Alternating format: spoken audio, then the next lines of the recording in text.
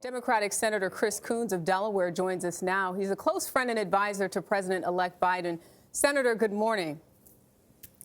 Good morning. Great to be on with you. Yeah, I want to start with the stimulus bill. As you know, the House supported this 275 to 134. It had bipartisan support. We know that you're known for reaching across the aisle and have good relationships with your Republican colleagues. What are they thinking right now, and is this likely to pass the Senate?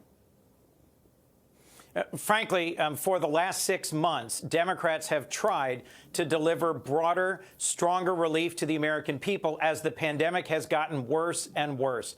And the votes that we're going to see this week in Congress are just a repeat of that pattern. The House Democrats, led by Speaker Pelosi, quickly took up and passed an additional bill that would raise the stimulus payments from $600 per person to $2,000. That was shot down by the Senate Republican Majority Leader last night. I suspect we'll be fighting over this for the rest of the week. We are now just 3 weeks from Joe Biden's inauguration as the next president of the United States. That will give us a chance to reset and to show that we can work together again and deliver the relief the American people need. The results of the election in Georgia, where there are 2 Senate seats at stake next week, may well determine whether we can deliver more relief to the American people next year. Senator, good morning. It's David Begnaud. Let me press you on that, if I may. So if Republican senators won't do it, with a Republican president saying he wants it, how's Joe Biden, a Correct. Democrat, going to make that happen when he comes into office? I mean, I get that he'll try and work across the aisle. He's worked with McConnell in the past. But how is this actually going to happen with him as president? David, it's going to be very difficult. Frankly, President Trump has been absent for weeks. Ever since losing the election, he's mostly been spending his time golfing and tweeting and indulging himself in conspiracy theories about how he actually won the election.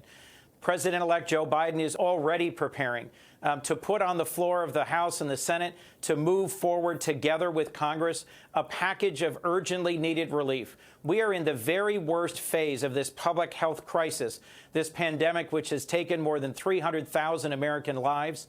I am hoping and praying that Republicans, once we get to the new year, will recognize we have to deliver more relief to the American people.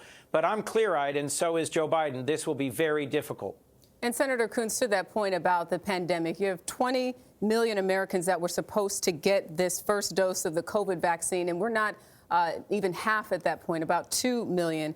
And then just last week, COVID became the leading cause of death in this country. What's happening behind the scenes, and are you satisfied with this rollout? Absolutely not. Jerika, look, first to celebrate the news that you just shared, the AstraZeneca vaccine has been approved in the United Kingdom. We do have vaccines that will be effective and safe, and we need a massive campaign to get Americans access to this vaccine.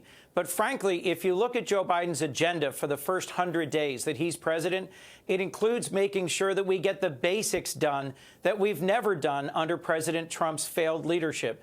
We don't have PPE for every single frontline essential healthcare worker. We don't have tests for COVID-19 that are rapid and effective, available to every American. So a lot of the work we still have to do is to get personal protective equipment and testing and vaccines out to the American people in the middle of a pandemic that's gotten worse than ever.